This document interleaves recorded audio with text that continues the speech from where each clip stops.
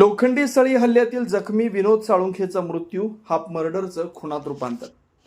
महाड तालुक्यातील कुंभे शिवतर इथं हळदीच्या कार्यक्रमात लोखंडी सळीने केलेल्या हल्ल्यात गंभीर जखमी झालेल्या विनोद साळुंखे यांचा उपचार दरम्यान मृत्यू। महाड MIDC पोलीस ठाणे हद्दीत 13 मे रोजी झालेल्या हल्ल्यात विनोद साळुंखे यांच्या कुशीत व हातावर सळी खुपसण्यात आली होती। मुंबईत 4-5 दिवस मृत्यूशी झुंज दिल्यानंतर आज त्यांची प्राणज्योत मालवली।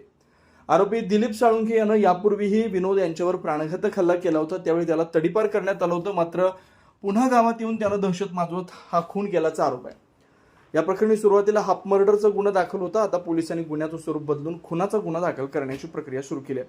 आरोपी दिलीप साळुंखे व अल्पेश जाधव न्यायालयीन कोठडीत आहेत।